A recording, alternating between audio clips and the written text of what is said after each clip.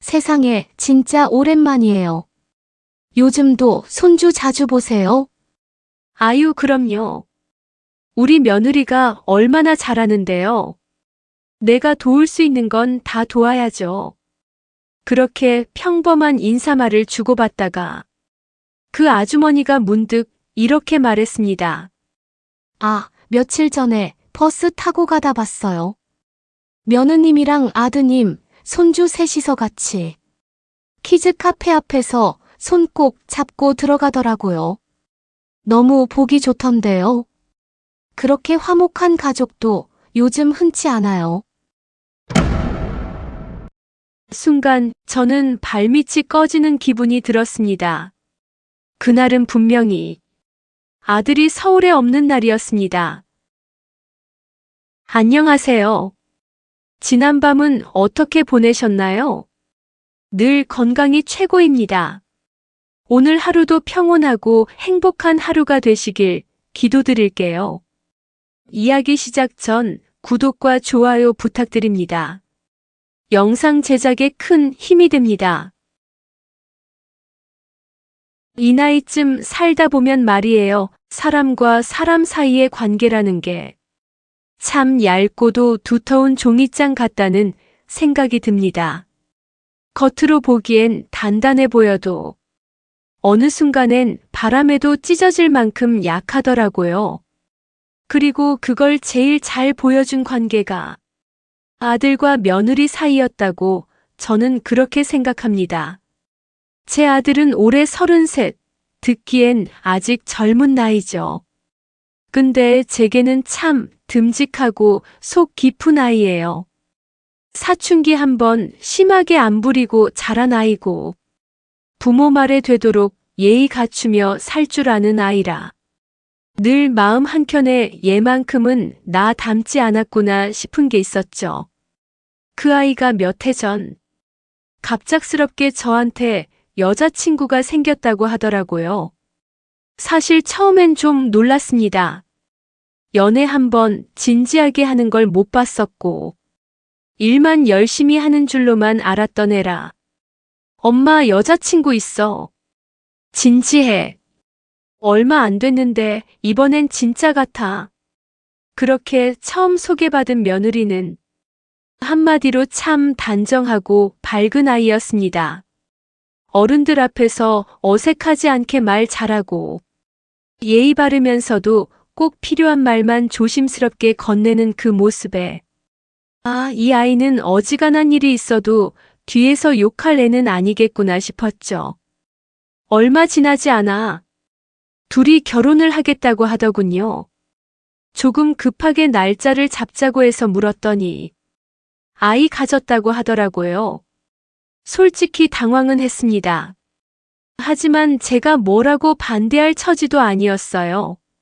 아들도 책임진다 했고 며느리도 태도가 흐트러짐이 없었기에 저는 그냥 그래, 이왕 이렇게 된 거 예쁘게 살면 됐지 하고 등을 두드려줬습니다. 결혼식은 조용하게 치렀어요. 양가 부모 몇몇 친척과 가까운 친구들만 부르고 허례허식 없이 식을 치르겠다는 아들 말에 저도 굳이 시끄럽게 하지 않았습니다. 그 아이가 태어났을 땐 그야말로 저도 두 번째 인생이 시작된 것처럼 기뻤습니다. 이름은 하준. 우리 손주는 너무 순하고 울지도 않고 잘 먹고 잘 자라는 아이라서 정말이지 제가 안아보고도 이렇게 착한 아기는 처음이다 싶었죠. 며느리는 그 시기 내내 아기를 참 성실하게 돌봤어요. 밤낮 없이 수유하고 이유식 만들고 기저귀 갈고 그 힘든 와중에도 반찬 하나라도 안 남기고 고맙다며 연락하는 아이를 보면 참 이건 하늘이 내려준 복이구나 싶었습니다. 아들은 결혼 후 얼마 지나지 않아 지방 자회사로 발령이 났습니다. 회사가 구조를 조정하면서 여러 부서를 통합했고 아들은 서울 본사에서 그 자회사로 발령 나게 된 거죠. 서울에서 같이 살다 갑자기 주중에는 지방에 머물러야 하니 젊은 부부로선 얼마나 당황스러웠겠습니까? 그런데도 며느리는 한 번도 투정이나 불평을 입에 담지 않았습니다. 애 아빠가 자리 비운 만큼 제가 더 책임지고 아이를 잘 키워야죠. 그 한마디에 저는 그냥 가슴이 찡해졌습니다. 아들도 토요일이면 서울로 올라와 아이와 시간을 보내고 집안일도 거들고 일요일 저녁이면 다시 차를 몰고 내려가는 생활을 반복했어요. 그 생활이 벌써 2년이 넘었습니다. 서울엔 며느리와 손주 단둘이 살고 있고 저는 따로 작은 아파트에 혼자 지냅니다. 가끔 반찬을 넉넉히 해서 가져다 주면 며느리는 꼭 현관 앞까지 배웅을 하며 어머니 정말 감사해요 하고 인사했죠. 그 말 한마디에 제가 더 미안해질 지경이었어요. 원래는 제가 손주를 봐줘야 할 나이인데 며느리는 본인이 다 감당하고 있었으니까요. 아들 없이 아이 키우기 쉽지 않지. 애기 계속 안아주려면 허리도 아프고. 그러면 며느리는 꼭 이렇게 말하곤 했어요. 어머니 덕분에 그래도 든든해요. 서울에 혼자 있었으면 정말 외로웠을 거예요. 그 말을 들을 때마다 저는 가슴 한구석이 따뜻해졌다가도 다른 한켠에선 이해가 나중에 지칠까봐 걱정이 되기도 했습니다. 아이 돌보는 거 그건 정말 힘이 아니라 정신으로 하는 일이거든요. 그럴수록 저는 더 자주 찾아가게 됐고 그 집에 들어서면 며느리는 늘 반갑게 저를 맞아줬습니다. 손주는 이제 막 말을 배우기 시작해서 한미하고 어설프게 부르며 제 손을 잡곤 했고요. 그 작은 손이 제 손을 꼭 붙들고 있을 때면 이 세상에서 제가 할 수 있는 가장 큰 역할이 이 아이 곁에 있는 것이라는 생각이 들었습니다. 며느리와 손주의 하루는 늘 알차고 성실했습니다. 반찬을 가져다 주러 들르면 아이와 함께 그림책을 읽고 있거나 유기농 야채를 손질해 이유식을 준비하고 있곤 했어요. 아이가 편식이 심해질까 봐요. 지금부터 조금씩 익숙하게 먹여야 나중에 고생 안 하더라고요. 그렇게 말하며 깍둑썰기한 호박을 찜기에 올리는 며느리를 보면 제가 뭐라도 더 해줘야 할 것 같은 마음이 들었습니다. 그 나이에, 그 어린 나이에. 저는 그 나이에 그렇게 살진 못했거든요. 저는 솔직히 며느리를 참 좋아했습니다. 그 애는 며느리라기보다 딸 같았고 아들에게도 늘 잘하고 무엇보다 제게 말 한마디, 표정 하나라도 허투루 건넨 적이 없는 아이였습니다. 그러니 제가 평일에 들렀다가도 종종 이렇게 말하게 되죠. 민지야, 내가 하준이 좀 봐줄 테니 너 좀 누워있어. 이럴 때라도 눈 좀 붙여야지. 괜찮아요, 어머니. 전 낮잠 자는 습관 들이면 밤에 더 깨서요. 그 말이 얼마나 기특한지 모릅니다. 어쩜 저렇게 똑 부러지게 잘 아는지. 아이 하나 보는 게 아니라 가정을 제대로 일구는 느낌이랄까요? 그러니 아들한테도 늘 이런 말을 했습니다. 네 마누라 복이다. 잘해라. 그러면 아들은 웃으며 대답했죠. 알죠, 엄마. 저도 걔 없었으면 못 살았을걸요. 그렇게 평범하고 잔잔한 날들이었습니다. 고요했고 감사했고 어느 누구도 모자라지 않았던 딱 그만큼의 하루들이. 요즘 아이들은 말이 빠르다고들 하죠. 우리 손주 하준이도 두 돌이 가까워지며 말귀를 제법 알아듣고 단어 하나둘씩 흉내내기 시작했습니다. 엄마, 빠빠이, 물 줘. 이렇게 입꼬리를 살짝 올리며 어설픈 발음으로 따라하는 모습을 보면 그 작은 입에서 나오는 단어들이 어쩜 그렇게 따뜻하고 귀여울 수 있는지요. 하루는 며느리가 이런 말을 했습니다. 어머니, 얘가 요즘 할머니 찾는 말도 해요. 할머니 할머니 하면서 말이에요. 그 말을 듣는 순간 저는 울 뻔했습니다. 어디선가 제 존재가 기억되고 그 조그만 생명에게 제가 누군가로 자리하고 있다는 게 얼마나 벅차고 고마운 일인지 모릅니다. 아들도 주말마다 올라올 때면 아이 안아주고 업고 목마 태워주고 정말 애지중지하며 아빠 노릇을 하려 애썼습니다. 멀리 떨어져 지내다 보니 그 몇 시간, 몇십 시간이라도 더 가깝게 있으려 아이 옆에 꼭 붙어서 무릎 위에 앉히고 장난감 놀이도 해주고 요즘은 사진도 잘 찍어줍니다. 엄마 애 사진 필요하시면 저한테 말만 하세요. 제가 주말마다 찍은 거 모아놨다가 보내드릴게요. 그렇게 말하는 아들이 제게는 여전히 애기 아빠가 아닌 내 애기로 보입니다. 아이를 안고 옆으로 돌아눕는 그 모습에서 어릴 적 제 무릎에 기대 잠들던 아들의 모습이 겹쳐지고 지금은 아빠가 되어 같은 눈빛으로 하준이를 바라보는 걸 보면 이 세상이 이렇게 둥글게 도는구나 싶습니다.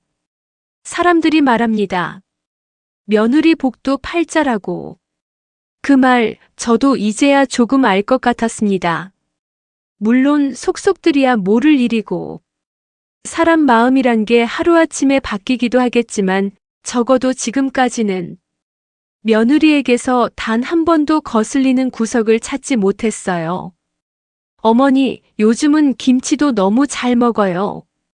애기 엉덩이에 땀띠 났는데 어제 연고 발라서 진정시켰어요. 어머니가 해주신 멸치볶음은 꼭 밥이랑 같이 먹여요. 짜지도 않고 고소하대요. 이렇게 일상을 나누는 며느리와의 대화는 제게 일종의 활력소 같은 거였습니다.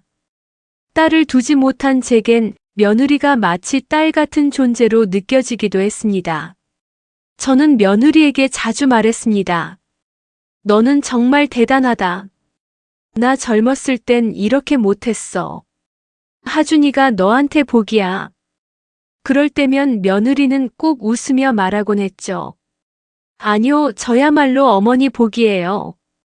시어머니가 이렇게 따뜻하신 분인 줄 몰랐어요. 그 말을 들을 때마다 괜히 눈가가 시큰해지곤 했습니다. 어쩌면 너무 믿었는지도 모릅니다. 너무 깊이. 그 시절에 저는 그렇게 살고 있었습니다. 하준이는 저를 보면 이제 환하게 웃으며 할머니하고 달려왔고 며느리는 늘 살가운 말투로 저를 맞았고 아들은 주말마다 서울로 올라와 가족과 시간을 보내며 틈틈이 저에게도 안부를 챙겼습니다. 주말 저녁 아들이 차를 몰고 내려가는 걸 아파트 단지에서 손을 흔들며 배웅하는 제 뒷모습은 어느 평범한 어머니의 모습과 다르지 않았을 겁니다. 그토록 평범했고, 그토록 조용했고, 그토록 감사했던 시간들이었어요. 그러니 그때까지는 몰랐습니다. 이 모든 게 언젠가 아주 천천히 무너질 것이라는 걸. 사람 마음이란 게 참 간사하지요. 그토록 고맙고 사랑스럽고 든든하기만 하던 며느리를 어느 날 문득 아주 작디 작은 틈 하나에서 이상하다는 느낌으로 바라보게 된다는 게 말입니다. 그게 언제였는지 정확히는 기억이 나지 않습니다. 그냥 어느 날이었습니다. 원래대로라면 아들 오는 금요일 밤에 맞춰 반찬을 넉넉히 해두곤 했습니다. 며느리가 주말에 좀 쉬고 둘이서 외식도 할 수 있도록 말이죠. 그 주말엔 멸치볶음, 연근조림, 깍두기, 소고기 장조림까지 준비해서 일요일 오전쯤 들렀다가 손주랑도 놀고 반찬통도 회수할 겸 갔었죠. 그런데 문득 그날따라 반찬통이 유난히 깨끗하고 텅 비어 있었습니다. 이걸 다 먹었어? 네, 하준이가 장조림 너무 잘 먹어서요. 한 끼에 밥 2공기 뚝딱 해치웠어요. 그 말에 저는 잠시 웃었습니다. 하지만 마음 한켠이 살짝 걸렸습니다. 우리 손주 입이 짧은 편이었는데 밥 2공기? 한 번도 그런 적 없었는데 물론 아이가 갑자기 밥맛이 돌 수도 있지요. 근데 왠지 모르게 아주 미세하게 걸리는 느낌이 있었습니다. 내가 별걸 다 신경 쓰네. 고개를 흔들고 말았지만 그날 이후 그런 사소한 포인트들이 하나둘씩 늘어나기 시작했습니다. 며칠 뒤 반찬을 또 들고 갔을 때였습니다. 현관 비밀번호를 누르고 들어서자 안에서 발소리가 다급히 들렸습니다. 어머니, 오셨어요? 아, 죄송해요. 아기랑 목욕하고 있었어요.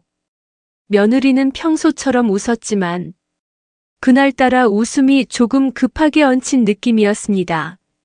머리는 젖어 있었고 아이는 수건에 쌓여 있었지만 거실에는 낯선 커피컵 2개가 나란히 놓여 있었고 테이블 위엔 반쯤 비워진 2 접시가 놓여 있었습니다. 누가 다녀갔니? 아, 아기 친구 엄마요. 잠깐 놀다 갔어요. 그 말은 자연스러웠습니다. 의심할 이유도 없었고요. 그런데도 제 마음은 자꾸만 아주 작은 돌에 걸려 넘어진 듯 불편한 기분이 올라왔습니다. 아무것도 아닌 일인데, 정말 아무것도 아닌 것들인데, 그게 왜 그렇게 마음속에 남는 걸까요? 며느리는 여전히 살갑고 아이도 제 무릎 위에 앉아 배를 두드리며 웃었습니다. 아무렇지 않은 일상이었어요. 그런데 저는 그날부터 자꾸만 며느리의 말 한마디 한마디를 한 번 더 곱씹는 습관이 생기기 시작했습니다. 어머니, 오늘은 아기 낮잠 시간이 조금 늦어졌어요. 어제 밤엔 갑자기 열이 나서 한밤중에 해열제 먹이느라 정신 없었어요. 아, 장조림이 너무 맛있어서 한 번에 다 먹었네요. 전에는 그냥 그렇구나 하고 지나쳤을 이야기들이 이상하게도 자꾸 제 마음 한구석을 건드렸습니다. 한 번은 아들한테 전화를 했습니다. 이번 주말엔 뭐 해? 집에서 밥 먹어? 아니요, 엄마. 민지가 이번 주말에 친구 모임 있다고 해서 토요일 점심은 나가 먹기로 했어요. 그 말이 귀에 남았습니다. 아, 그렇구나. 근데 그 주말 며느리는 저한테 하준이가 토요일 점심에 밥 3그릇이나 먹었어요. 라고 말했거든요.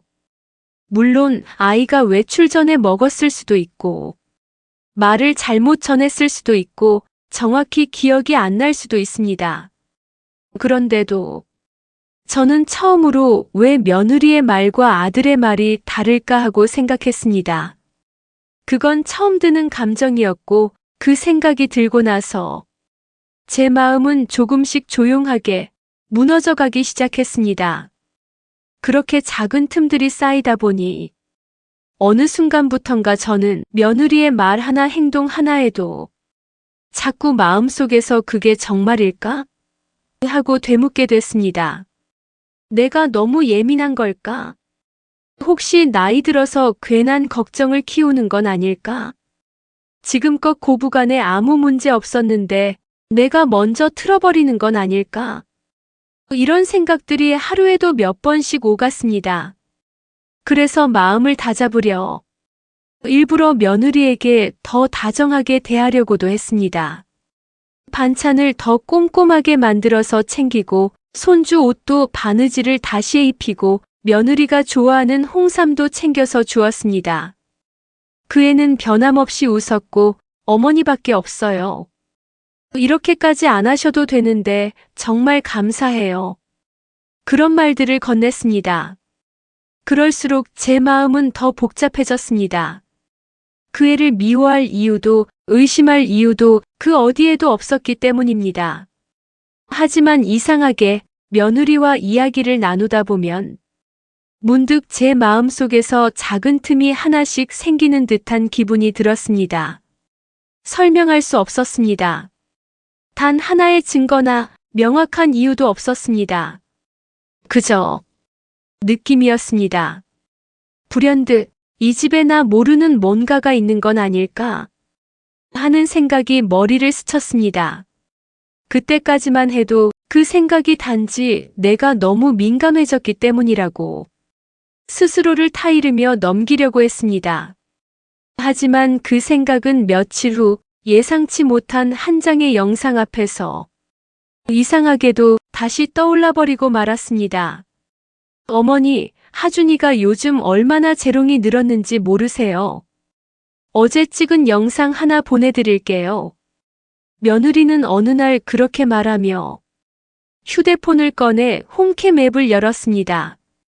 아이 재롱 부리는 장면이 너무 귀여워서 기억에 남기려고 녹화해놨다며 보여준 영상이었어요. 작은 화면 속 손주는 거실 한가운데에서 어설픈 박자로 노래를 따라 부르며 작은 손으로 율동을 하고 있었습니다. 곰 3마리가 한 집에 있어 발음도 서툴고 박자도 엇나갔지만 그 모습은 정말이지 천사 같았습니다. 저는 깔깔 웃으며 봤습니다. 아이고 세상에. 어쩜 저렇게 귀엽고 이쁘니. 며느리는 흐뭇하게 미소 짓다 주방으로 가 설거지를 시작했습니다. 그러다 영상 중간쯤 며느리가 아이에게 엄마 화장실 좀 갔다 올게 하고 말하며 자리를 비웠습니다. 화면 속에서 며느리의 모습이 사라지고 거실엔 아이 혼자 남았죠. 그런데요.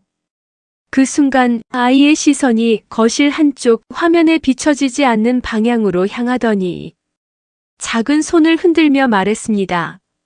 아빠. 순간 제 가슴이 쿵 하고 내려앉는 듯한 소리가 들렸습니다.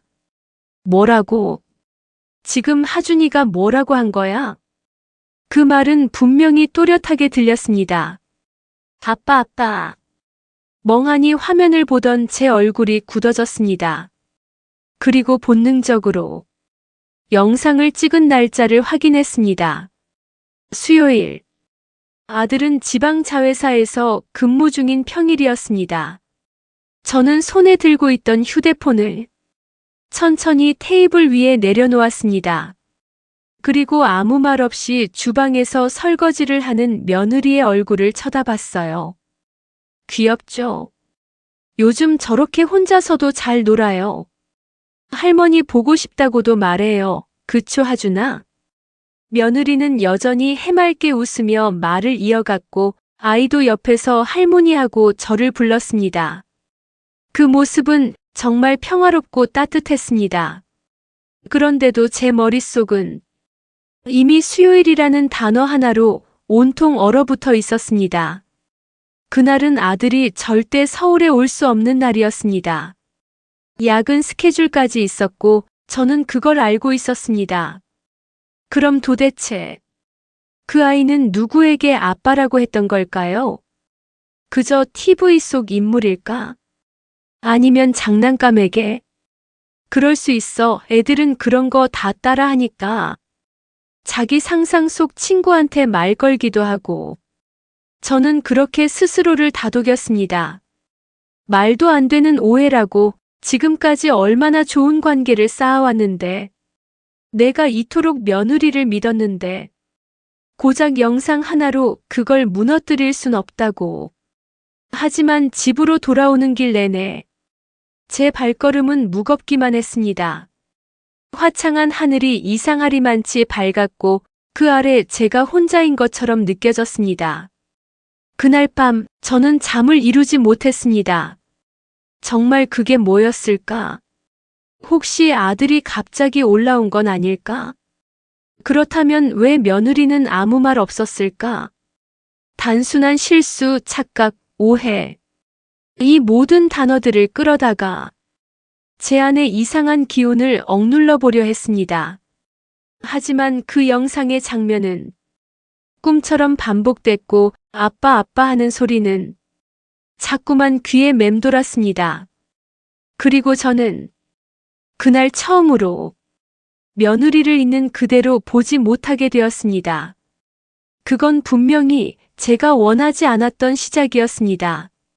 사람의 마음이라는 게 처음엔 바람결에도 흔들리지 않으려 단단히 붙들고 있다가도 어느 날 불현듯 찾아오는 아주 사소한 말 한마디에 산처럼 무너져 내릴 수도 있다는 걸 저는 그날 처음 알았습니다. 며칠을, 아니 몇 주를 마음속에서 싸워가며 제 자신을 말려왔습니다. 설마, 말도 안 되는 소리 하지 마. 내가 괜히 의심하는 거야.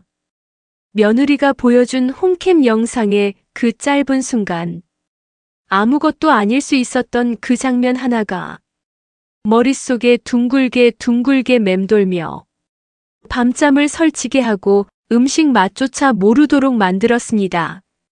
그렇다고 제가 누군가에게 털어놓을 수도 없었습니다. 내 며느리가 수상해. 우리 손주가 이상한 말을 해. 이 말을 대체 누구에게 어떻게 해야 하는 걸까요? 아들에게요? 그 애는 아내를 믿고 사랑하는 아이입니다. 그 마음을 제가 망가뜨릴 권리는 없었습니다. 그래서 입을 꾹 다물었습니다. 며느리에게도 아들에게도 그 누구에게도 말하지 않은 채 저 혼자 삼키고 삭히고 눌렀습니다. 그러던 어느 날 그 일은 정말 아무렇지도 않게 찾아왔습니다. 장 봐야 할 게 있어서 집 앞 시장에 나갔던 날이었습니다. 오이, 달걀, 무, 멸치. 대강 반찬용으로 몇 가지 챙기고 나서 익숙한 반찬 가게 앞을 지나가려던 참이었습니다. 어머, 하준이 할머니 아니세요? 뒤에서 반갑게 불러세운 목소리에 돌아보니 이웃 아주머니였습니다. 예전에 하준이 어린이집에서 마주쳤던 분인데 서로 얼굴은 익숙한 사이였습니다. 세상에, 진짜 오랜만이에요. 요즘도 손주 자주 보세요? 아유, 그럼요. 우리 며느리가 얼마나 잘해요. 내가 도울 수 있는 건 다 도와야죠. 그렇게 평범한 인사말을 주고받다가 그 아주머니가 문득 이렇게 말했습니다. 아, 며칠 전에 버스 타고 가다 봤어요. 며느님이랑 아드님, 손주 셋이서 키즈카페 앞에서 손 꼭 잡고 들어가더라고요. 너무 보기 좋던데요? 그렇게 화목한 가족도 요즘 흔치 않아요. 순간 저는 발밑이 꺼지는 기분이 들었습니다. 셋이서 키즈카페 앞에서 손 꼭 잡고 들어가더라고요. 그 말이 어찌나 또렷하게 들리던지 순간 귀에서 소리가 멎는 줄 알았습니다. 제 입가에는 애써 지은 미소가 붙어 있었지만 속으로는 심장이 무너지는 소리가 들렸습니다. 언제 보셨어요? 최대한 평정심을 유지하며 물었습니다. 그 아주머니는 전혀 이상한 기색 없이 대답했죠. 이틀 전이에요. 제가 그날 버스 타고 병원 가는 길이었거든요. 화양동 지나가다가 유리창 밖으로 딱 봤지 뭐예요. 손주가 가운데서 아빠 손이랑 엄마 손 잡고 팔을 번쩍 들고 흔들고 있었는데 얼마나 신났는지 눈에 확 들어오더라고요. 저는 천천히 고개를 끄덕였습니다. 아, 네, 그렇군요. 요즘 날도 따뜻하고 키즈카페 자주 간대요. 맞아요. 참, 보기 좋았어요. 그 집 아드님은 뭘 그렇게 든든하게 생겼는지 딱 봐도 책임감 있어 보이더라고요. 그 말까지 들은 뒤에야 저는 입가에 미소를 조심스레 거두며 말했습니다. 어머님도 병원 잘 다녀오세요. 네, 안녕히 가세요. 돌아서서 걸음을 떼는 순간 저는 한참을 정처 없이 걸었습니다. 장바구니는 손에 들고 있었지만 그 안에 뭐가 들었는지도 기억나지 않았습니다. 그날은 분명히 아들이 서울에 없는 날이었습니다. 그 주 화요일 아들한테서 받은 문자를 저는 아직도 가지고 있었습니다. 엄마, 이번 주는 금요일 야근 있어서 토요일 아침에 갈게요. 하준이한테 엄청 미안하네요. 문자까지 확인했던 날입니다. 직접 통화도 했고 그날 저녁에 아들이 전화와서는 이번 주 서울 못 가서 미안해요, 엄마라고 말했습니다.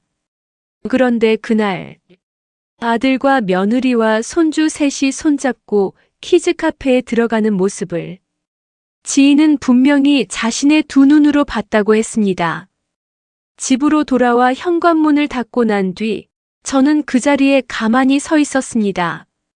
불도 켜지 않은 채 조용한 거실에서 가방을 든 손만 축 늘어진 채로 한참을 아무 생각 없이 있었습니다. 이게 뭘까? 내가 지금 뭘 들은 거지? 키즈카페 앞에서 셋이 손잡고 들어가더라. 그 아주머니는 전혀 의심이 없었기에 그렇게 가벼운 톤으로 말할 수 있었던 거겠죠. 하지만 저는 알고 있었습니다. 그날 제 아들은 서울에 없었습니다. 문자도 통화도 제가 직접 확인했습니다. 그 애는 지방에서 회의가 있다고 말했고 심지어 아침 일찍 출근한다고 연락을 서두르기까지 했던 날입니다. 그럼 그 지인이 본 그 남자는 도대체 누구인 걸까요?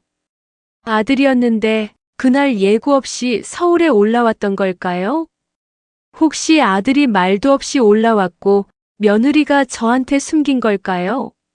하지만 내 아들은 그럴 사람이 아니라는 걸 저는 압니다.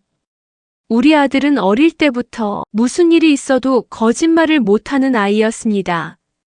어떤 상황에서도 최소한 저한테만은 숨기지 않았던 아이예요.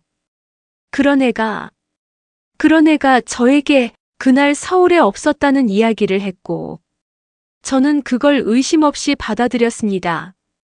그런데도 그날 누군가는 분명히 며느리와 손주와 함께 손을 잡고 있었다는 겁니다. 저녁이 되도록 전등 하나 켜지 않은 거실 한가운데 저는 멍하니 앉아 있었습니다. 해는 졌고 밖은 점점 어두워졌으며 주방 시계 초침만이 유일하게 현실을 알려주는 존재였습니다. 나는 그날 밤 저녁밥도 하지 못했습니다. 불 켜지 않은 부엌 한켠에 기대앉아 혼자 몇 시간을 그렇게 앉아 있었는지도 모르겠습니다. 가방은 여전히 바닥에 놓여 있었고 핸드폰은 진동으로만 몇 번 울리다가 이내 조용해졌습니다. 혹시 내가 잘못 들은 걸까? 그 아주머니가 사람을 착각한 건 아닐까?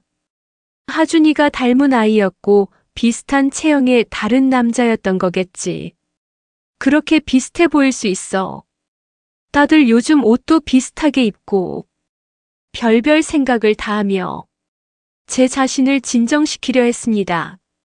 그런데 그런 저 자신이 너무 불쌍하고 스스로가 너무 한심해서 눈물이 났습니다. 이걸 왜 내가 울고 있어야 하지? 왜 내가 이렇게 죄인처럼 고개를 숙이고 있어야 하지?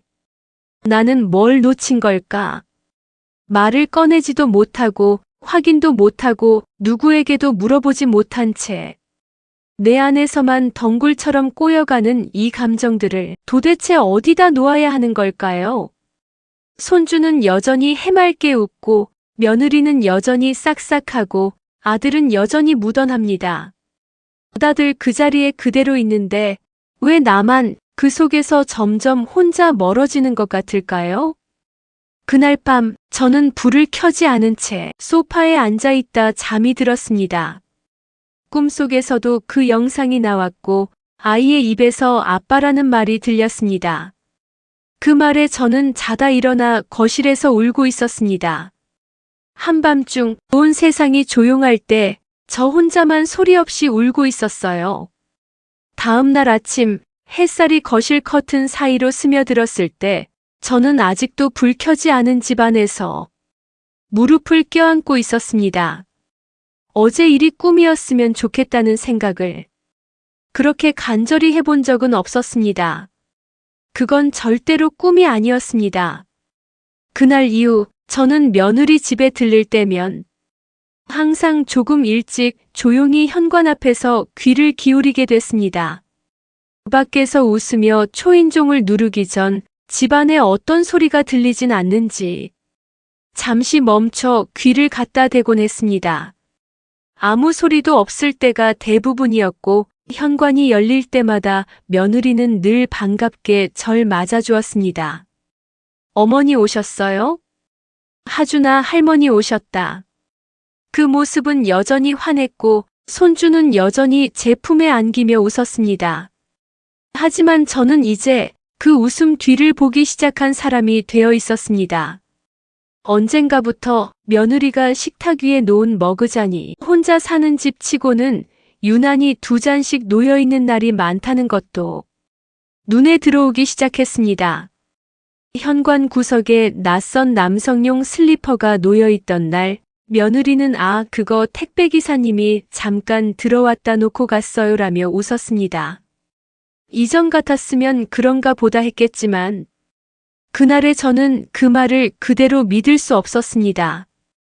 어느 순간부턴가 며느리의 웃음이 예전 같지 않게 느껴졌습니다. 그게 착각이든 진짜든 이제는 확인하지 않고는 견딜 수 없다는 감정이 제 안에서 자라나기 시작했습니다. 저는 점점 말수가 줄었고 아들이 주말마다 엄마 요즘 피곤해 보여요라고 할 정도로 표정도 무거워졌습니다. 하지만 그 아이에게조차 진실을 말할 수 없었습니다. 왜냐하면 이건 아직 내가 확실히 본 게 아니었으니까요. 하지만 곧 보게 되겠죠. 제 감정은 이제 더 이상 느낌만이 아니었습니다. 분명히 이상한 뭔가가 있습니다. 그렇게 믿기 시작한 순간부터 제 발걸음은 며느리 집 근처를 맴돌기 시작했습니다. 혹시라도 내가 잘못 알고 있는 거라면 지금이라도 그걸 바로 잡아야지. 하지만 만약 내가 보고 들은 것이 진짜라면 나는 어떻게 해야 하는 걸까요? 저는 평생 누군가를 제대로 의심해 본 적이 없습니다. 그게 제가 살아온 방식이었고 사람과 사람 사이에 한번 맺은 정은 웬만해서 끊지 않는 게 제가 배운 삶의 도리였습니다. 그런 제가 이제는 제 며느리를, 며느리가 안고 있는 제 손주를 이렇게까지 의심하게 될 줄은 정말 몰랐습니다. 홈캠 영상, 아이의 말, 지인의 증언까지 하나하나 따지고 보면 아무도 그게 정확한 증거라고는 말할 수 없을 겁니다. 그럼에도 불구하고 제 마음 안에서는 이미 확신이라는 단어가 자리를 잡고 있었습니다. 의심이란 건 그저 지나가는 바람 같을 수도 있습니다. 하지만 확신은 다릅니다. 그건 몸 안에 깊이 박힌 나무가시 같아서 움직일 때마다 찔리고 말을 꺼내지 않아도 고통이 생깁니다. 그래서 저는 결심했습니다. 누구에게도 알리지 않고 조용히 제가 직접 확인하겠다고. 그날부터 저는 며느리의 집 근처를 배회하기 시작했습니다. 처음엔 자연스럽게 반찬을 들고 찾아가는 것으로 시작했어요. 대문을 열고 들어가며 안방이나 거실에 낯선 기척이 없는지, 아이의 표정에 뭐 하나 어색한 구석은 없는지 그 작은 집안 구석구석을 눈으로 훑었습니다. 하지만 아무것도 없었습니다. 그 집은 여전히 따뜻했고 손주는 여전히 환하게 웃었으며 며느리는 여전히 저를 반갑게 맞아주었습니다. 어머니, 오늘은 된장찌개 끓였어요. 하준과 멸치액젓 조금 넣으니까 아주 밥을 2공기나 먹더라고요. 그 말에 저는 또 어색하게 웃었습니다. 그래, 애기 키우느라 힘들지. 아니에요, 어머니가 이렇게 챙겨주시잖아요. 어쩌면 정말 제가 이상한 걸까 그렇게 생각하며 돌아서던 날도 있었습니다. 하지만 그날 밤 집으로 돌아와 혼자 앉아있으면 제 머릿속은 또다시 제자리로 돌아왔습니다. 며느리가 환하게 웃던 그 표정 뒤에 무엇이 숨겨져 있는지, 왜 이렇게 자꾸 불안한 건지 도무지 마음이 놓이지 않았습니다. 며느리가 손주를 안고 집 근처 놀이터를 산책하러 나가는 시간을 저는 어렴풋이 알고 있었습니다. 그래서 그 다음 날부터는 굳이 반찬을 핑계로 들어가는 대신 그 시간에 맞춰 근처 벤치에 앉아 있었습니다. 산책하러 나오는 거 보려고 오셨어요? 아니요, 그냥 바람 쐬러 나왔어요. 혹시라도 마주치게 된다면 그렇게 말할 생각이었습니다. 그날은 오전 10시쯤이었습니다. 날은 맑았고 아이들이 뛰노는 놀이터는 제법 시끌시끌했습니다. 저는 모자와 마스크를 쓰고 벤치에 앉아 조용히 앞만 바라보고 있었습니다. 잠시 후 며느리가 유모차를 끌고 나타났습니다. 손주는 빠바바 하며 제잘제잘 뭐라고 중얼대고 있었고 며느리는 아이에게 끊임없이 말을 걸어주고 있었습니다. 어느 것 하나 이상할 것 없어 보였습니다. 그냥 평범한 엄마와 아이였습니다. 그 모습을 보며 제 안의 긴장이 살짝 풀리는 듯 했습니다. 이렇게 착실한 애한테 내가 너무 예민했던 건 아닐까? 괜한 오해일 수도 있잖아. 그렇게 스스로를 타이르며 서서히 일어서려던 순간이었습니다. 며느리가 유모차 손잡이를 멈추더니 갑자기 스마트폰을 꺼내 귀에 갖다 댔습니다. 멀리서라 통화 내용은 들리지 않았지만 그 표정이 왠지 모르게 경직돼 있었습니다. 그 아이는 방긋 웃고 있었지만 며느리는 긴장한 듯 주위를 둘러보며 짧고 빠르게 통화를 마쳤습니다. 그 모습을 보는 제 가슴엔 다시 찬물이 끼얹어지는 것 같았습니다. 그날 이후로 제 일상은 조금씩 무너져가기 시작했습니다. 매일 아침 눈을 뜨면 며느리 집 앞 골목을 떠올렸고 오늘은 어떤 모습일지 혹시라도 또다시 이상한 장면을 보게 되진 않을지 그 생각으로 하루가 시작됐습니다. 혼자 있는 시간에는 늘 핸드폰을 손에 쥐고 있었습니다. 혹시 며느리에게 연락이 오진 않았나? 손주의 사진이 오진 않았나? 그걸 핑계로라도 다시 얼굴을 보러 갈 수 있을까 싶어서요. 하지만 며느리는 예전처럼 자주 연락을 하지 않았습니다. 그게 더 불안했습니다. 일부러 그런 걸까? 내가 뭘 들킨 걸까? 아니면 정말 바쁜 걸까? 며느리 집에 들른 것도 이제는 일주일에 한두 번으로 줄였습니다. 너무 자주 가면 혹시 제가 이상하게 보일까봐, 그리고 무엇보다 그 집에 들어서는 순간마다 내가 더 이상 편하지 않다는 사실이 너무 선명해져서였습니다. 거실의 공기, 식탁 위의 찻잔, 조금 기울어진 슬리퍼 한 짝. 모든 게 의심으로 보였습니다. 그리고 저는 아무도 모르게 그 집 근처를 서성이는 시간을 늘려갔습니다. 아파트 단지 뒤쪽 길, 분리수거장 옆 아이들 자전거가 세워진 평상 근처. 누가 보기엔 그저 바람 쐬러 나온 노인네였겠지만 제게는 그 순간들이 내가 본 것을 믿을 수 있을 때까지 나를 납득시키는 시간이었습니다. 사람 마음이란 게 참 간사하지요. 지나가는 말 한마디에도 상처받으면서도 정작 내 안에서 울리는 경고음은 에이 설마 하며 외면해버릴 때가 많거든요. 저도 그랬습니다. 그럴 리 없다. 아니겠지. 설마 그럴 사람이겠어. 그렇게 수없이 속으로 되뇌이며 저 자신을 설득하고 또 설득했습니다. 하지만 그럴 리 없다는 그 말들이 어느 순간 제 입에서 더는 나오지 않게 됐습니다. 잠복은 점점 습관이 되었습니다. 며느리 집이 있는 단지를 한 바퀴 걷고 놀이터와 상가 골목 사이를 천천히 지나고 편의점 옆 벤치에 앉아 30분이고 1시간이고 바라보는 것. 그렇게 며칠, 아니 몇 주가 지났습니다. 처음엔 심장이 쿵쾅거렸던 그 시간이 어느새 너무 익숙해졌습니다. 오늘도 아무 일 없었으면 하며 제가 먼저 안도하게 되는 날도 있었습니다. 아이를 안고 나오는 며느리의 얼굴, 아이와 눈 마주치며 웃어주는 표정, 누가 봐도 성실하고 평범한 엄마였습니다. 그런데 그 모든 평온함이 이상하게도 거슬리기 시작했습니다. 너무 조용하고 너무 안정되어 있고 너무 티가 안 나니까 도리어 의심스러웠습니다. 오히려 진짜 뭔가 있는 건 아닐까? 철저하게 숨기고 있는 건 아닐까? 이제는 제 마음속에 혹시가 그럴지도 몰라가 되어버렸고 이내 그럴 거야로 굳어져 버린 상태였습니다. 그러던 어느 날 며느리가 손주와 함께 나오는 걸 보고 제가 잠깐 숨을 죽이고 서 있었을 때였습니다.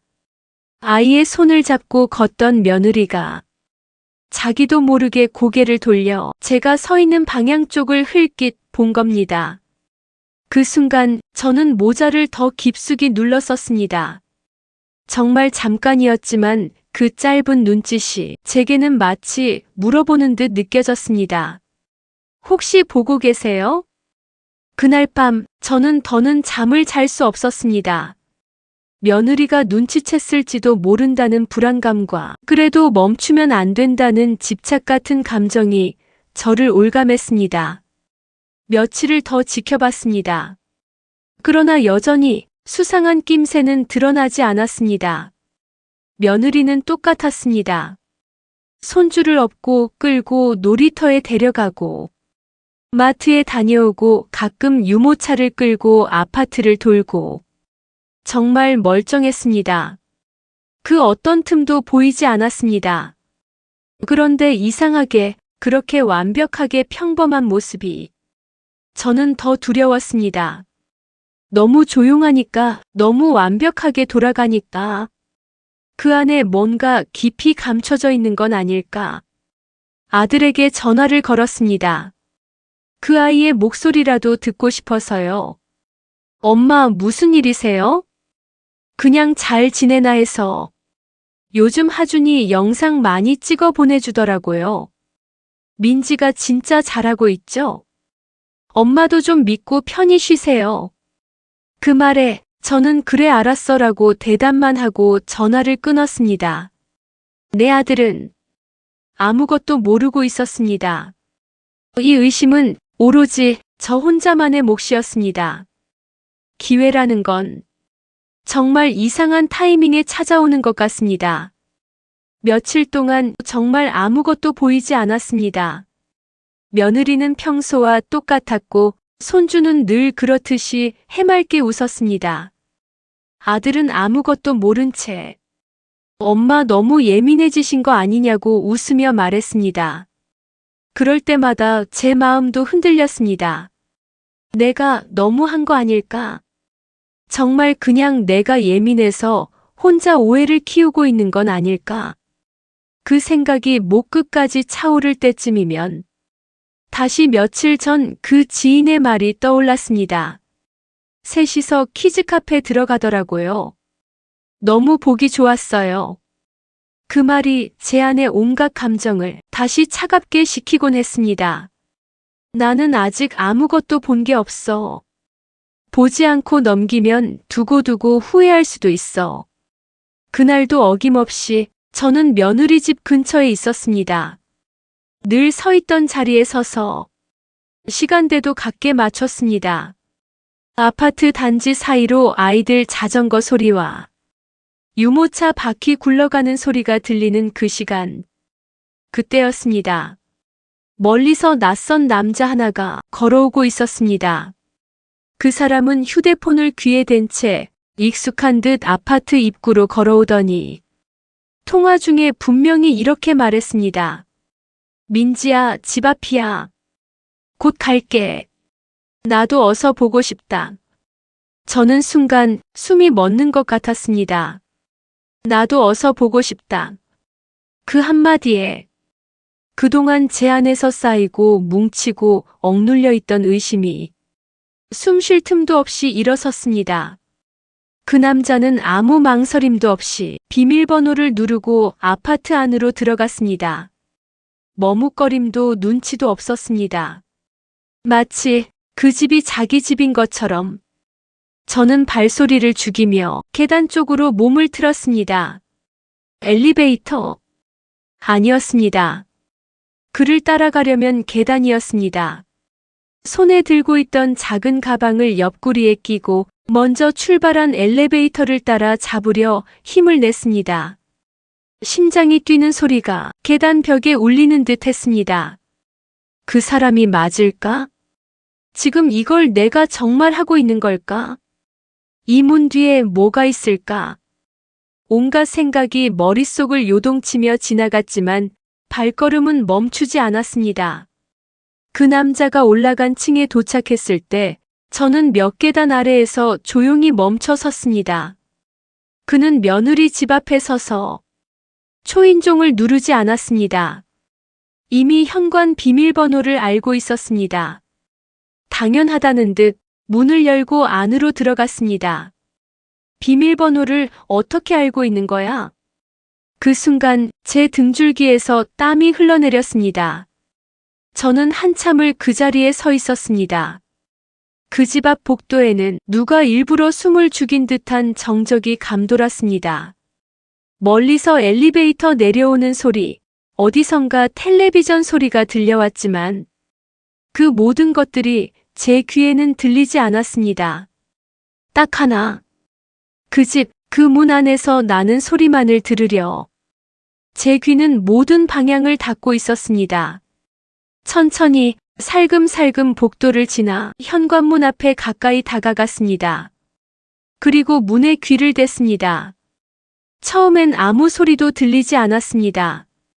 심장이 너무 빨리 뛰어서 오히려 귀가 먹먹해지는 느낌이 들었습니다. 하지만 몇 초 후 안에서 부드러운 남자의 목소리가 들려왔습니다. 그래서 내가 보고 싶다 했잖아. 하준이는 어땠어? 또 장난 많이 쳐. 그 소리는 낮고 편안했으며 익숙한 사람끼리 나눌 수 있는 그런 사적인 말투였습니다. 그 뒤로 아이의 웃음소리가 났고 며느리의 웃음소리와 남자의 짧고 낮은 웃음소리. 그러자 제 안에 있던 마지막 혹시라는 단어가 산산이 부서졌습니다. 그 남자는 그냥 아는 사이가 아닙니다. 택배기사도 친구도 동료도 아닙니다.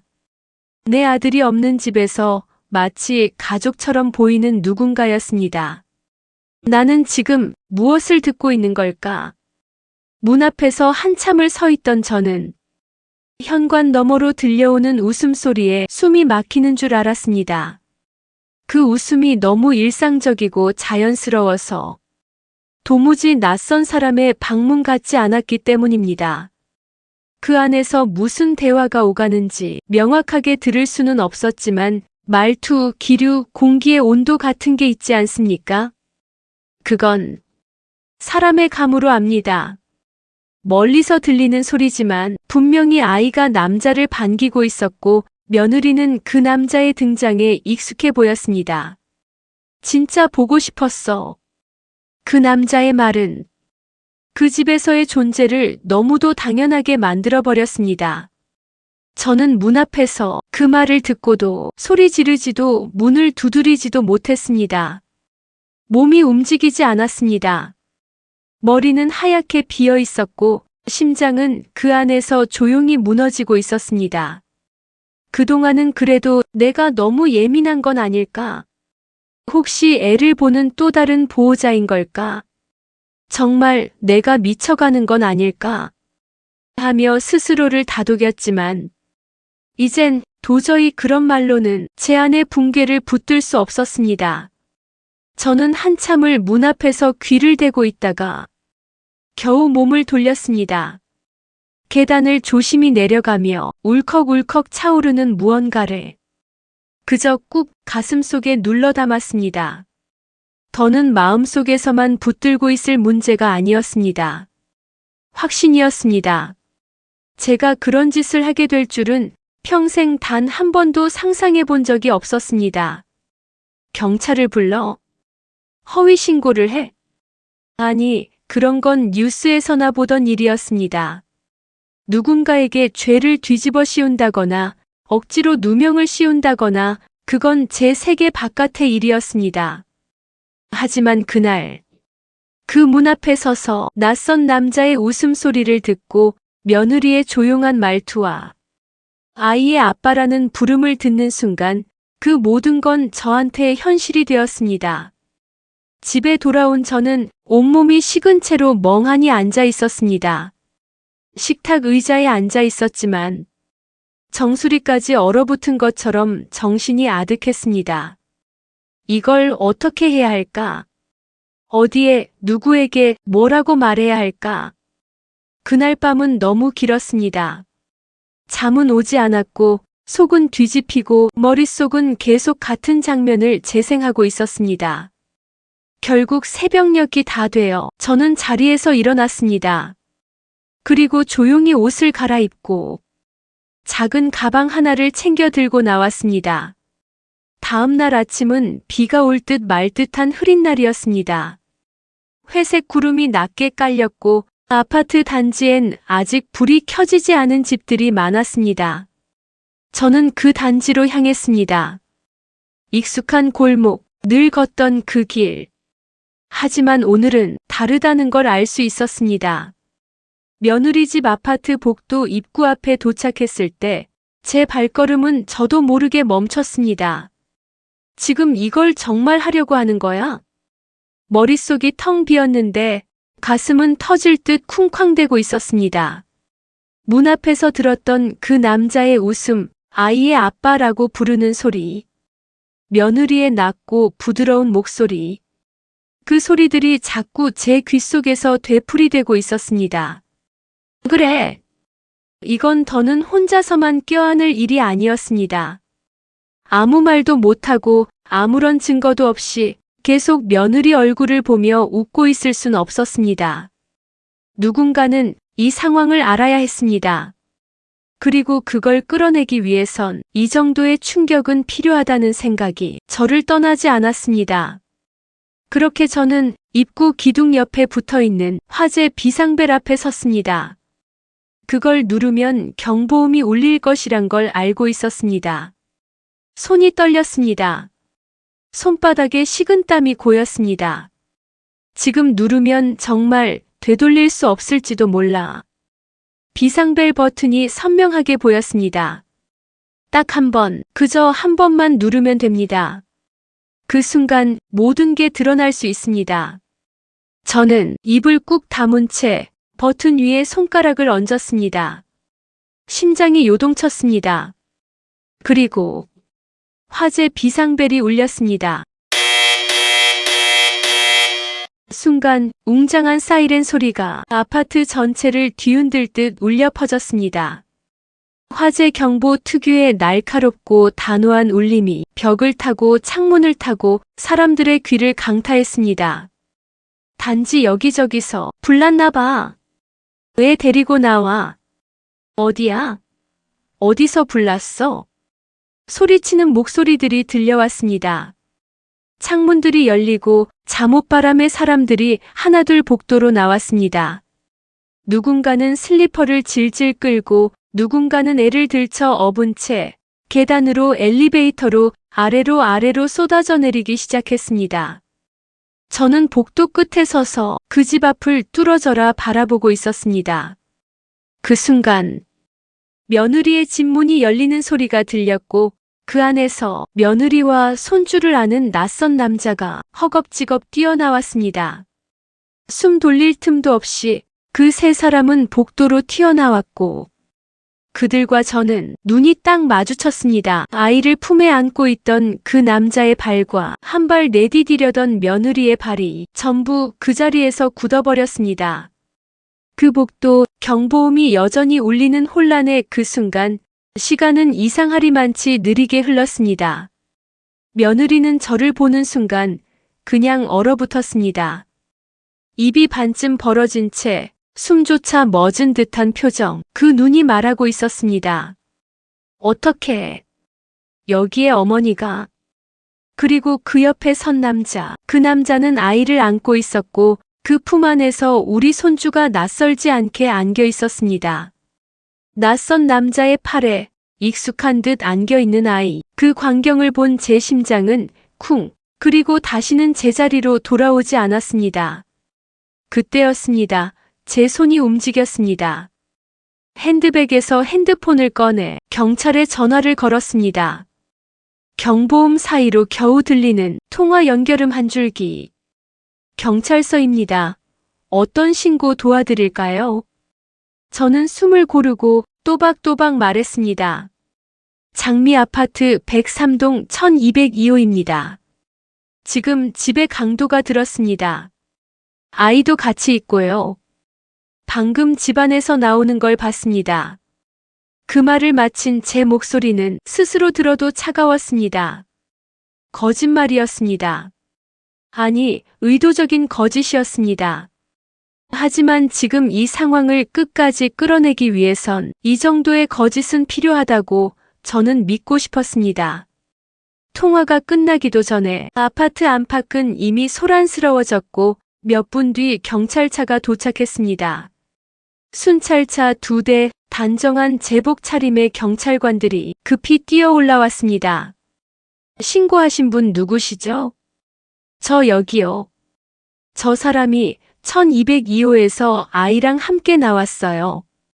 강도인지 누군지 모르겠는데 그 집의 엄마가 너무 놀라서 말도 못 꺼내고 있더라고요.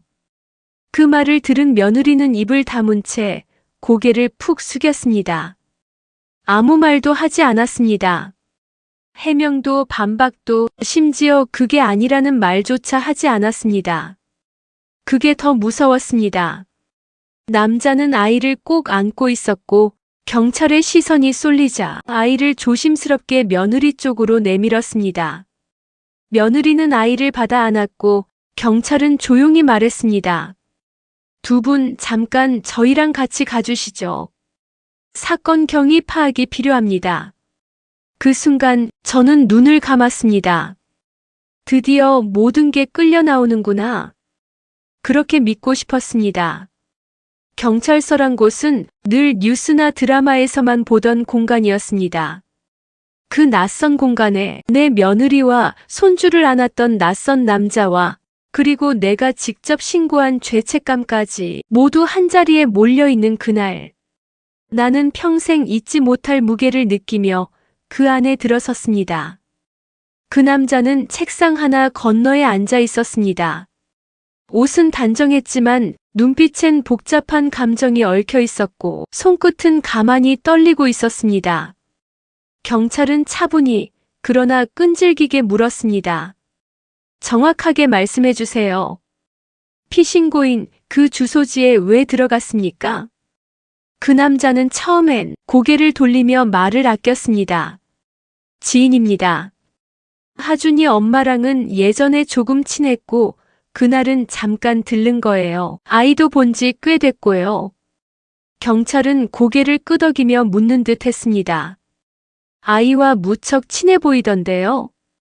애가 낯을 안 가려서 그런 걸 겁니다. 나는 복도에서 들은 내 손주의 말투, 아빠하고 팔을 벌리던 그 소리를 떠올렸습니다. 그건 낯을 안 가리는 애가 아니라 익숙한 누군가에게만 하는 반응이었습니다. 그때 다른 경찰이 다가와 말을 이었습니다. 하준이라는 아이가 아빠를 찾는데요. 그 말이 떨어지는 순간 방 안에 무거운 정적이 흘렀습니다. 그 남자는 눈을 감았습니다. 그리고 긴 숨을 내쉬더니 조용히 입을 열었습니다. 맞습니다. 하준이 제 아이입니다.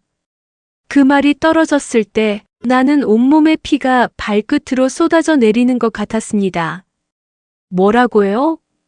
우리 하준이가 그럼 우리 아들의 아이가 아니라는 말입니까? 숨이 멎을 것 같았습니다. 그 자리에 털썩 주저앉고 싶었습니다. 하지만 나는 여전히 등받이에 등을 붙이고 입술을 깨문 채 소리 없이 눈을 깜빡일 뿐이었습니다. 경찰은 다시 차분하게 말했습니다. 아이 친부라는 말씀, 정확히 어떤 상황이었는지 설명해 주셔야 합니다. 그 남자는 고개를 조금 숙인 채 입을 열었습니다. 저와 민지는 결혼 전에 교제한 적이 있었습니다. 그러다 헤어졌고 그 이후에 다른 사람과 결혼해 잘 사는 줄 알았습니다. 그런데 그 애가 아이를 가졌다고 했을 땐 저도 몰랐어요. 민지도 몰랐고. 그 남자의 말은 더듬거리며 이어졌습니다. 결혼하고 싶은 남자랑 만나고 있다고 했지만 관계를 정리하는 게 쉽지가 않았습니다.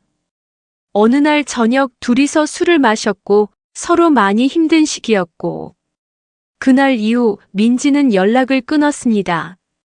그리고 나중에 결혼했다고 들었어요. 방 안의 공기가 뚝 끊긴 듯 했습니다. 그제서야 며느리가 입을 열었습니다. 무슨 말을 하는 거야? 며느리의 목소리는 숨죽인 울음을 꾹꾹 눌러 담고 있는 듯 들렸습니다. 그날, 그 사람과 마지막으로 만난 이후 한참 뒤에 임신 사실을 알았어요. 그땐 이미 지금의 남편, 그러니까 어머니 아드님이랑 진지하게 만나고 있었고, 그녀는 말을 멈추고 양손으로 무릎을 꼭 쥐었습니다. 어떻게 해야 할지 몰랐어요. 제가 한 선택이 잘못된 건 알아요. 근데 그땐 정말 너무 무서웠어요. 무서웠다고. 나는 그 말을 들으면서 피가 거꾸로 솟는 기분이 들었습니다. 그토록 해맑게 웃던 아이, 아빠하고 손을 뻗던 아이, 그 아이가 우리 아들의 핏줄이 아니라니? 아니, 그걸 알면서도 결혼을 했다고.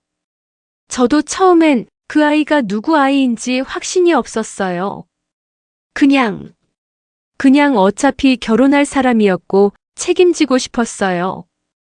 그 사람한테 말할 용기도 없었고, 아이를 낳고 키우면서도 마음속에 늘 무언가 걸려 있었지만, 그 말 끝에서 나는 참을 수 없었습니다. 누구 애인지 몰랐다고. 그럼에도 계속 속였다고.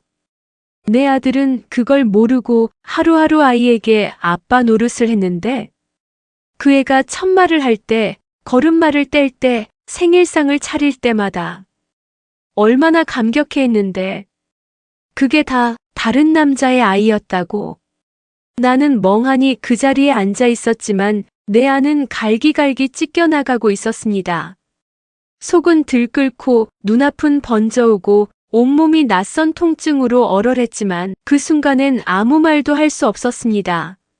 내가 지금 여기서 소리를 지르면 손주가 놀랄까봐. 나는 그저 입술을 깨물며 속으로 외쳤습니다. 왜 그렇게 했니? 왜 우리 애한테 그랬니? 경찰은 진술서를 정리하며 조용히 말했습니다. 정리하자면 아이의 생물학적 부는 김민석 씨 맞습니까? 남자는 고개를 끄덕였습니다. 네, 검사에도 나올 겁니다. 며느리는 더 이상 아무 말도 하지 않았습니다. 그녀는 시선을 떨군 채 그 자리에 앉아 있었습니다. 나는 그녀의 얼굴을 바라보는 것이 더는 견딜 수 없었습니다. 내 아들을 속이고 나를 속이고 아이 친부를 속이고 세상 모두를 속이며 하루하루를 그렇게 평온한 척 살아왔던 이 사람을 나는 어떻게 다시 마주볼 수 있을까요?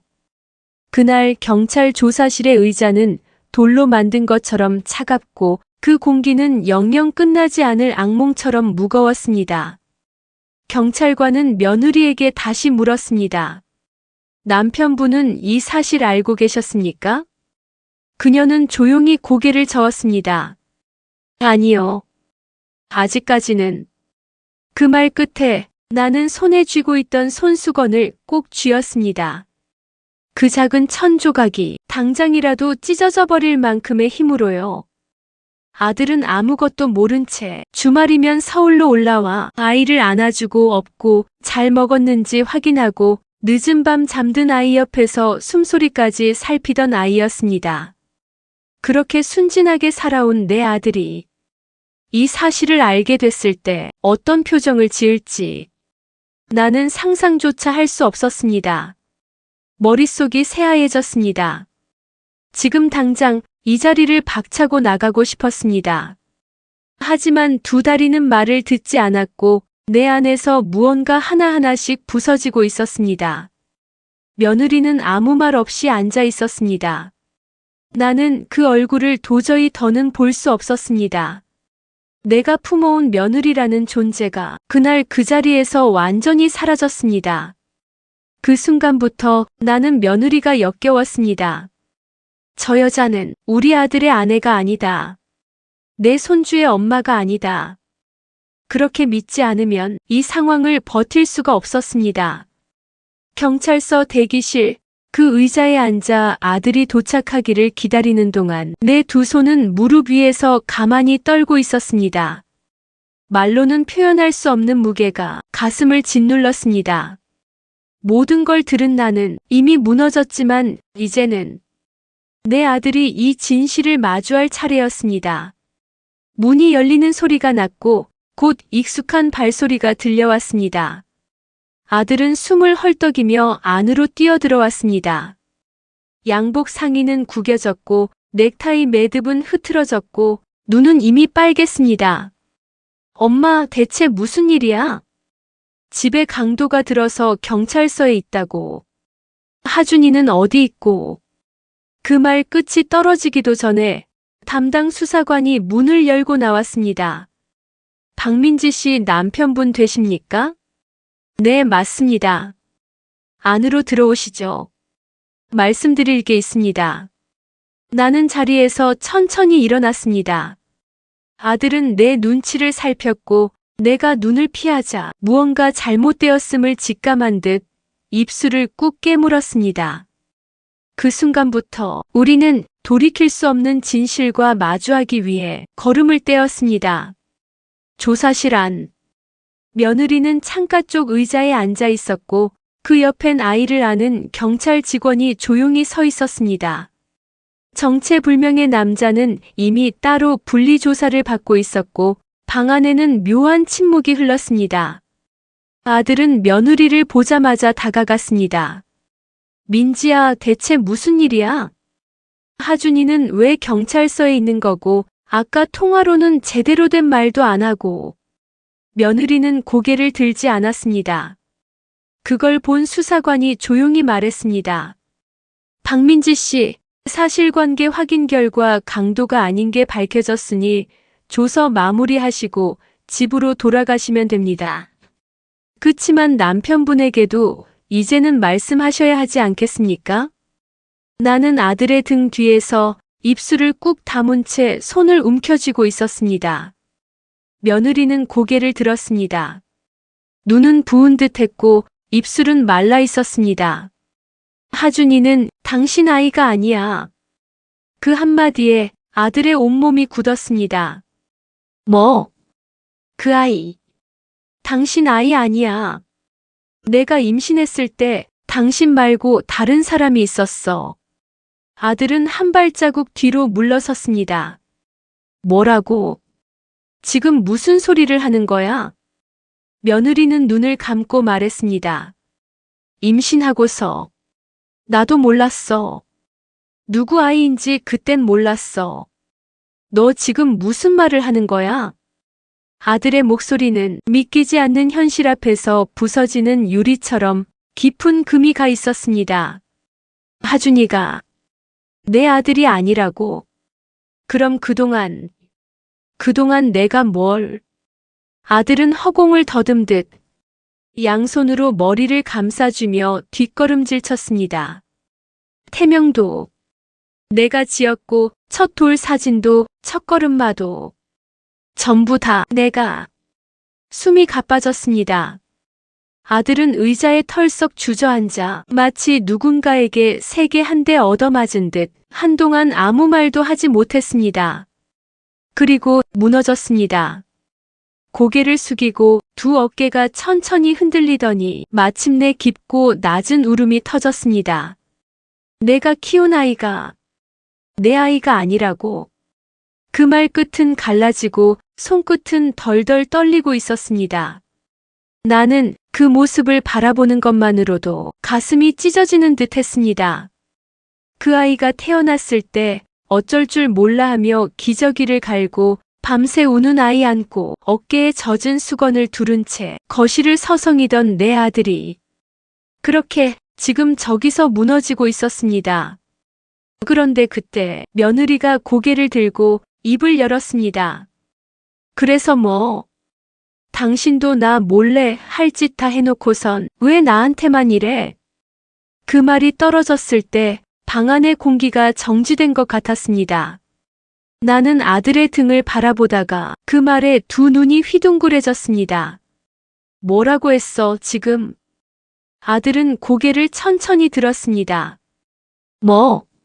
맞잖아. 그때 나 임신했을 때 당신도 나한테 연락 끊고 뭐 했는데? 그땐 나 혼자였고 당신도 연락 안 되고 나 맨날 울고 있었고 저 사람은 최소한 나한테 미안하다고는 했어. 당신은 뭐라도 했어? 그냥 사라졌다가 다시 나타나선 무조건 결혼하자고 했잖아. 나는 그녀의 말을 믿고 싶지 않았습니다. 지금 이 순간 아들이 무너지고 있는데 어떻게 저런 말을 할 수 있단 말입니까? 너 지금 네가 무슨 말을 하고 있는 줄은 아냐? 아들은 말을 더듬었습니다. 눈은 충혈돼 있었고 입술은 말라 있었습니다. 지금 내가 한 말은 그래도 내 잘못만은 아니다. 그 소리 하겠다는 거야? 아니, 나는 그냥 이게 전부 내 탓만은 아니라는 거야. 그녀는 말을 끝맺으며 고개를 숙였습니다. 나는 그 말을 들으며 숨이 막히는 줄 알았습니다. 이 모든 배신과 비극이 그저 누구 탓만은 아니라는 말 한마디로 덮어질 수 있다고 생각하는 걸까요? 아이의 울음소리가 들려왔습니다. 수사실 한쪽 경찰의 품에서 있던 하준이가 이 모든 분위기를 감지하기라도 한 듯 작은 손을 뻗으며 엄마 아빠 하고 울먹였습니다. 그 소리에 나는 고개를 돌렸습니다. 우리 손주, 내가 두 팔 벌려 안아주던 그 아이. 집에 올 때마다 내가 끓여주던 미역국을 제일 잘 먹고 뒤뚱거리며 할머니 하고 달려오던 그 아이. 그 아이가 그토록 해맑았던 그 웃음이 지금 이 혼돈 속에 서 있었습니다. 작은 손을 허공에 뻗은 채 엄마에게도 아빠에게도 눈을 제대로 맞추지 못하고 울고 있는 그 아이의 모습은 차라리 잊고 싶을 만큼 처절했습니다. 내 아들은 고개를 숙인 채 말없이 한 손으로 얼굴을 가리고 있었고 며느리는 하준이의 울음에 한 걸음 나섰지만 내 아들은 그 발걸음 소리에 고개를 들지도 않았습니다. 나는 그 순간 무너졌습니다. 나는 이 가족의 무게를 지탱해온 줄 알았습니다. 그러나 지금 그 무게는 이미 산산이 부서져 서로를 향한 시선조차 피해가는 부서진 조각들만 남겨놓았습니다. 아무 말도 할 수 없었습니다.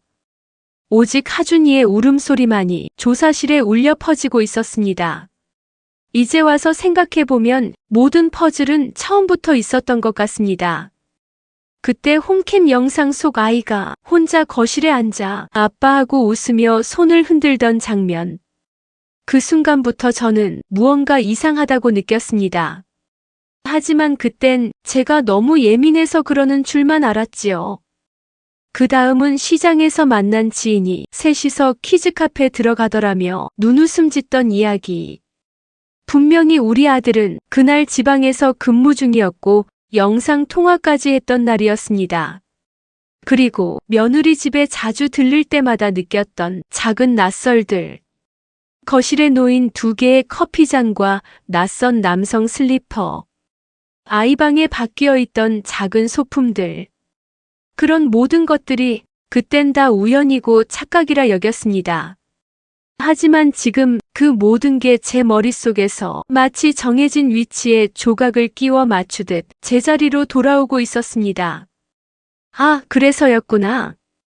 이제야 모든 게 이해됐습니다. 왜 며느리는 평일에도 바쁘다며 집을 비운 상태라 그러고 현관 비밀번호를 자주 바꾸며 저한테는 미리 약속된 날에만 들르라고 했는지, 왜 손주는 가끔씩 어색하게 저를 보며 할머니한테 엄마가 말하지 말랬어 하고 멈칫하던 적이 있었는지, 왜 어느 날은 며느리의 전화기에서 남자 목소리가 스피커로 새어나왔고 그걸 들은 제 귀가 얼어붙었는지, 전부 다 한 방향을 가리키고 있었습니다. 그 정체불명의 남자, 아이의 생물학적 친부. 그 남자와 며느리는 이미 평일마다 자연스럽게 만나고 있었고 그 만남을 위해 우리 아들은 단지 주말에만 잠시 스쳐 지나가는 손님이 되어 있었습니다. 그 사실을 마주했을 때 저는 말 그대로 세상이 무너지는 기분이었습니다.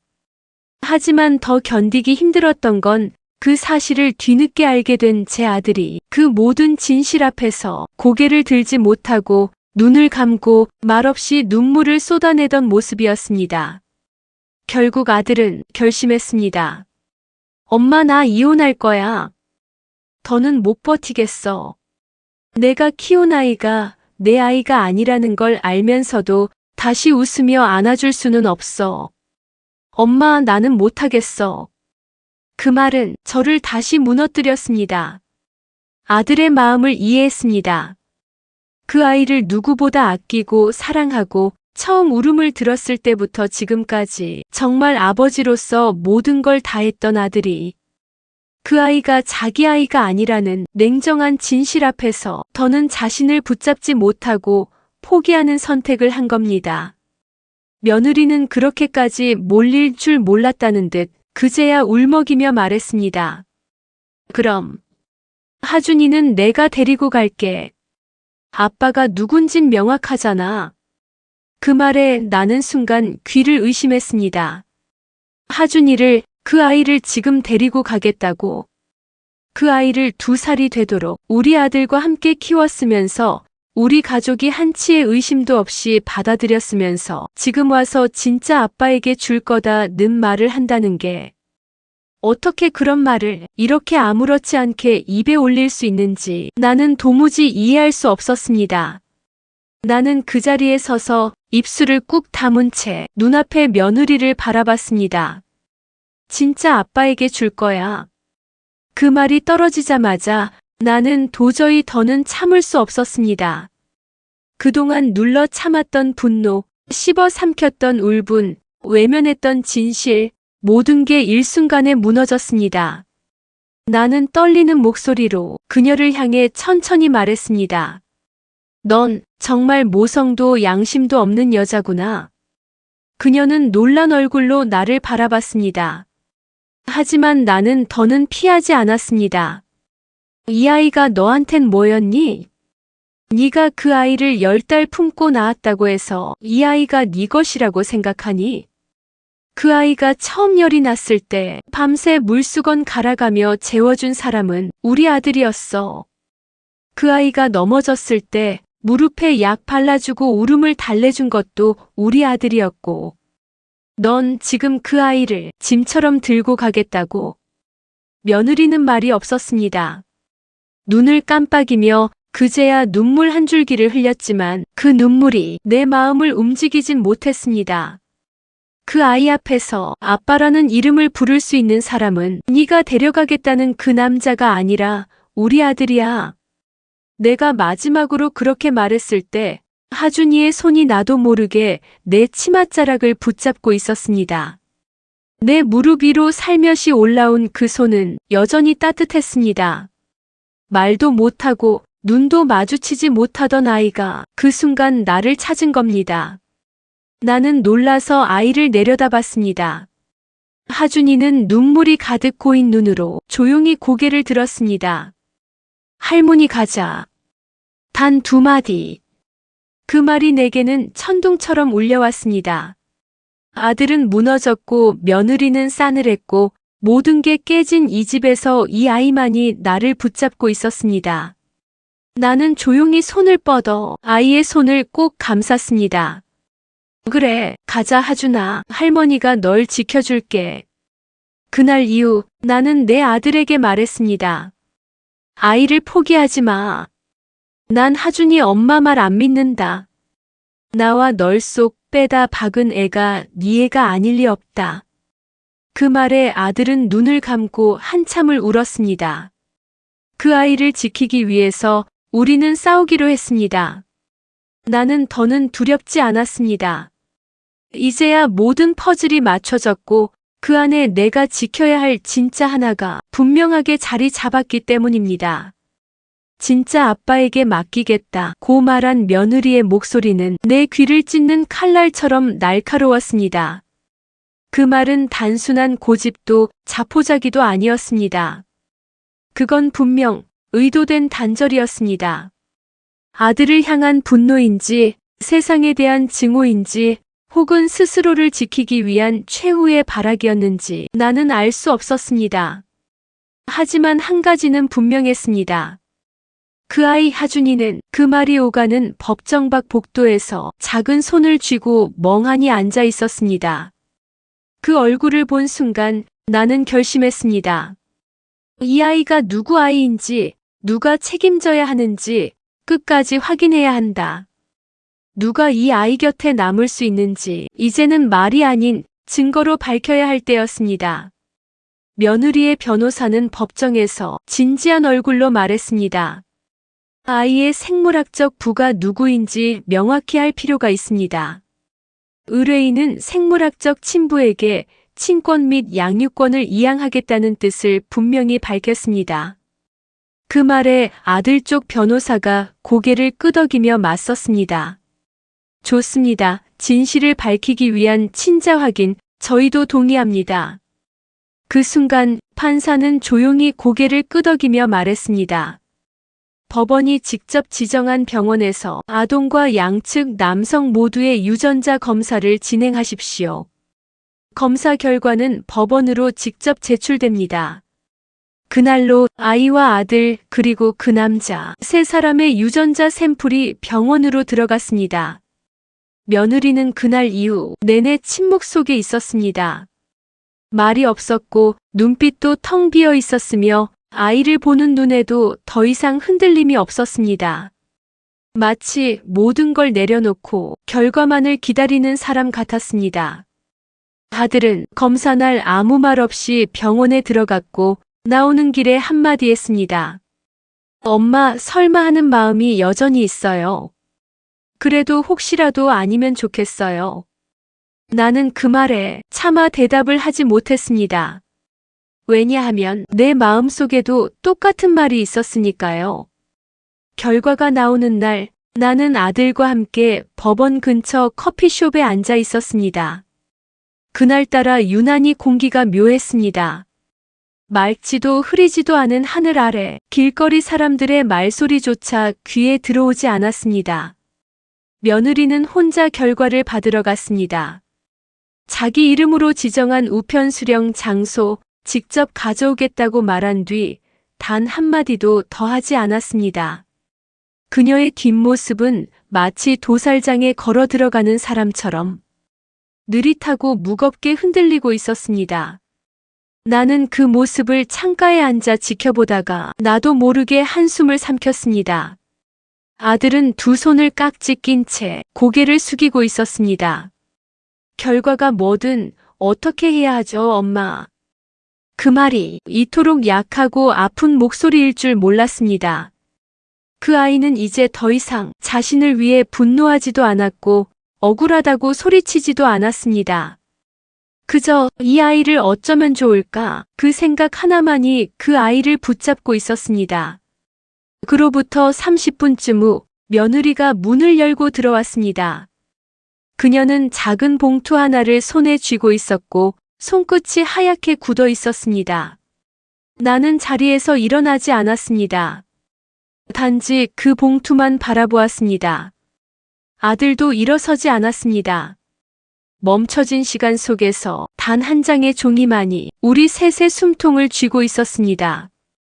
며느리는 앉지도 않고 봉투를 조심스럽게 뜯었습니다. 그리고 그 안에서 종이를 꺼내 두 눈으로 글자를 읽고 그 자리에 서서 얼굴이 하얗게 질렸습니다. 그녀는 손에 들고 있던 종이를 떨리는 손으로 내려다보며 한 발짝 또 한 발짝 뒤로 물러섰습니다. 그 얼굴엔 피가 싹 가셨고 눈동자는 마치 허공을 헤매듯 떨리고 있었습니다. 나는 속으로 외쳤습니다. 뭐야, 무슨 결과가 나온 거야? 그녀는 아무 말 없이 종이를 천천히 내려다보다가 손끝에서 그것을 떨어뜨렸습니다. 아들이 천천히 일어나 그 종이를 집어들었습니다. 나는 그 손끝을 바라보며 눈을 감았습니다. 엄마. 그 목소리에 눈을 떴을 때 아들은 고개를 돌리지 못한 채 종이를 내밀었습니다. 내가 조심스럽게 그 종이를 받았을 때 거기엔 분명하게 쓰여 있었습니다. 친자관계 확인, 유전자 일치율 99.999%. 그 이름은 내 아들이었습니다. 나는 손에 들고 있던 종이를 다시 조심스럽게 내려놓고 입을 다물었습니다. 숨이 막혔습니다. 그동안 아이를 키우며 울고 웃고 했던 모든 시간이 거짓이 아니었다는 것. 그리고 하준이가 다른 남자의 핏줄이라는 며느리의 말이 전부 거짓이었다는 것. 이제야 모든 진실이 제대로 드러난 것이었습니다. 며느리는 여전히 바닥을 응시한 채 말이 없었습니다. 입술은 파랗게 질려 있었고 눈동자는 고정되어 있지 않았습니다. 나는 그 모습을 보면서도 어느 정도의 연민도 느끼지 못했습니다. 그녀는 자신이 무엇을 부숴왔는지, 누구를 속여왔는지 끝까지 모르고 있었습니다. 그리고 지금 이 순간조차 그 모든 결과가 자신에게 되돌아오리라는 걸 믿지 못하고 있는 얼굴이었습니다. 아들은 종이를 다시 내려다보다가 조용히 고개를 숙였습니다. 하준이가 내 아들이었네요. 그 한마디에 나는 입술을 꽉 깨물었습니다. 그래, 그 아이는 너의 아이였어. 처음부터 줄곧 지금까지. 아들은 아무 말 없이 앉았고 나는 가만히 하준이를 떠올렸습니다. 아이의 작은 손, 작은 발, 웃을 때마다 올라가던 눈꼬리, 사탕을 물고 할머니 좋아하던 입술. 그 모든 것이 우리 집의 기쁨이었는데 그 모든 것이 이젠 무너질 위기에 놓여 있었습니다. 나는 천천히 며느리에게 다가가 차갑게 말했습니다. 너무 늦었어. 이젠 누구도 네 말을 믿지 않아. 그 말에 며느리는 눈을 깜빡이며 나를 쳐다봤습니다. 그 눈에 담긴 건 슬픔이 아니라 혼란과 분노였습니다. 진실이 밝혀졌음에도 그 애는 아직 자신이 잃은 것이 무엇인지 완전히 이해하지 못한 얼굴이었습니다. 나는 그런 그 애를 마지막으로 외면하며 속으로 결심했습니다. 이 아이는 내가 지켜야 한다. 다시는 누구에게도 휘둘리게 두지 않겠다. 며느리는 그날 이후 거의 아무 말도 하지 않았습니다. 친자 확인 결과가 나왔을 때 며느리의 얼굴에서 모든 빛이 사라졌습니다. 그건 충격이라기보다는 자기 안에서 모든 것이 무너지는 감각이었을 겁니다. 세상에서 가장 확신하고 있던 단 하나가 눈앞에서 산산이 부서졌고 그 확신 위에 세워온 거짓말과 선택과 싸움들이 전부 물거품이 되었으니까요. 며느리는 법정 싸움 내내 끝까지 아이의 친권과 양육권을 주장했습니다. 아이는 엄마가 키워야 한다. 남편은 이미 마음이 떠난 사람이다. 내가 주 양육자로 하준이를 키웠고 지금도 아이는 나 없으면 안 된다. 나는 그런 말들이 자신의 실수를 감추기 위한 발버둥이라는 걸 누구보다 먼저 알아챘습니다. 그녀가 민재를 정말 사랑했는지 아닌지 그건 내가 판단할 수 있는 일이 아니었습니다. 하지만 분명한 건 그 애는 처음부터 진실을 알지 못했고 자기 판단으로 모두를 속였다는 것이었습니다. 며느리는 어느 날 자기 변호사와 함께 법정 복도에서 마주쳤습니다. 그녀는 저를 보더니 천천히 고개를 숙였습니다. 예전 같았으면 그 인사가 어색하지 않았을 겁니다. 하지만 그날의 그 고개 숙임은 처절하게 꺾인 자존심의 조각 같았습니다. 변호사는 우리 쪽에 말했습니다. 의뢰인 측에서 양육권과 친권 모두 포기하겠다는 의사를 밝혔습니다. 합의서의 도장만 받으면 정리됩니다. 나는 아무 말도 하지 않았습니다. 그녀가 직접 말할 때까지 나는 듣지 않기로 마음을 먹었습니다. 그리고 그 다음 날 작은 방에 그녀와 아들 양쪽 변호사가 마주 앉았습니다. 민재는 다른 방에서 보호인과 함께 놀고 있었고 방 안엔 기이하리만치 고요한 공기만 맴돌고 있었습니다. 친권 및 양육권 이양 동의서라는 서류 위 문구. 그 제목이 방 안의 누구보다 무거운 존재였습니다. 며느리는 그것을 가만히 바라보다가 떨리는 손으로 펜을 들었습니다. 하준이가 정말 전 남자친구랑 똑같이 생겨서 며느리는 말을 잇지 못했습니다. 그 사람 아이인 줄 알았어요. 당연히 그럴 거라 생각했어요. 그래서 나는 그 다음 말은 울음에 섞여 알아들을 수 없었습니다. 그 애는 한동안 멈춰 선 채로 도장을 찍지 못하고 있었습니다. 손끝은 펜을 쥐고 있었지만 도장은 그 애가 붙잡고 있던 마지막 자기 역할의 증표였을지도 모릅니다. 그걸 내려놓는 순간 하준이와의 법적 인연도 끝난다는 걸 그 애는 알고 있었습니다. 조용히 그 애가 속삭이듯 말했습니다. 모든 걸 걸었는데요. 그 말은 우리 누구에게 하는 말이 아니었습니다. 그의 스스로에게 하는 말 같았습니다. 난 진짜로 다 버릴 각오로 싸웠거든요. 근데 며느리는 손에 들고 있던 도장을 서류에 툭 하고 눌렀습니다. 붉은 잉크가 그 서류에 번졌고 법적으로도 모든 인연이 정리되는 순간이었습니다. 그 애는 서류를 내려다보더니 조용히 자리에서 일어났습니다. 난 도대체 뭐 했던 거지? 그 애는 그렇게 말하며 천천히 문 쪽으로 걸어갔습니다. 아무도 그녀를 붙잡지 않았습니다. 나는 고개를 돌려 창밖 햇살을 보며 생각했습니다. 그렇게 애써 만든 가정이 거짓 하나로 무너지는 데엔 그리 오래 걸리지 않았습니다. 그 애의 등 뒤로 닫히는 문소리가 내 귓가에 오래 남았습니다. 모든 것이 끝난 줄 알았습니다. 친자 확인 결과가 나오고 며느리는 아이를 내려놓고 떠났고 우리 가족은 그렇게 산산이 흩어졌습니다. 하지만 아이는 남겨졌습니다. 그 작고 여린 존재 하나가 우리 앞에 서 있었습니다. 그 아이는 아침에 눈을 뜨면 엄마를 먼저 찾았습니다. 엄마는? 나는 대답하지 못했습니다. 아들도 대답하지 않았습니다.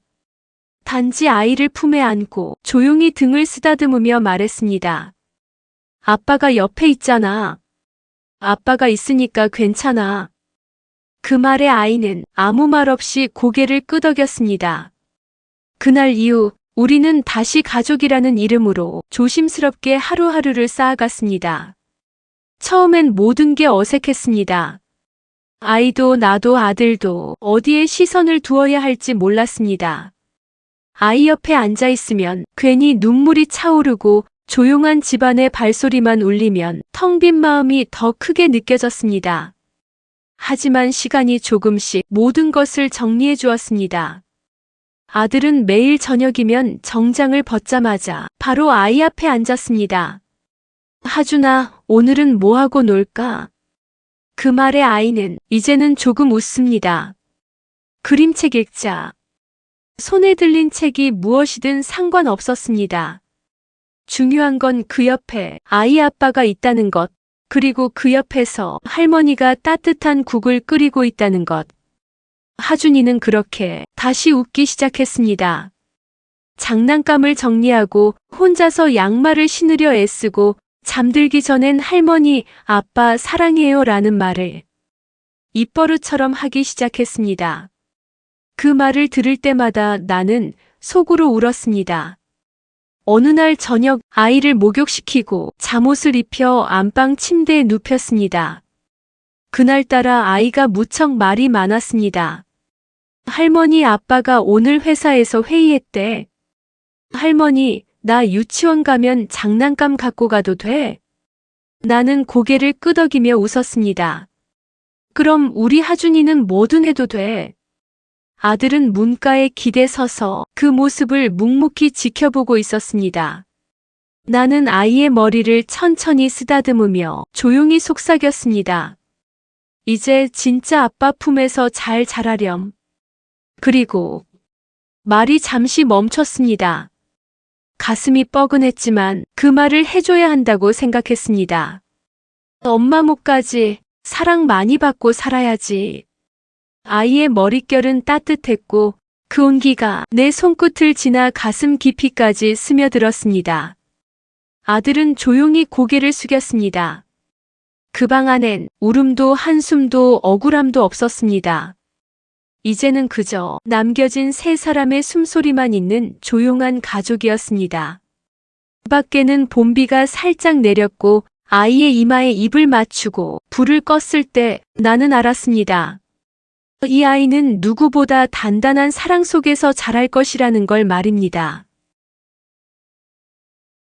오늘 이야기가 마음에 드셨다면 구독과 좋아요, 알림 설정 부탁드립니다. 여러분들의 응원과 댓글이 정말 큰 힘이 됩니다.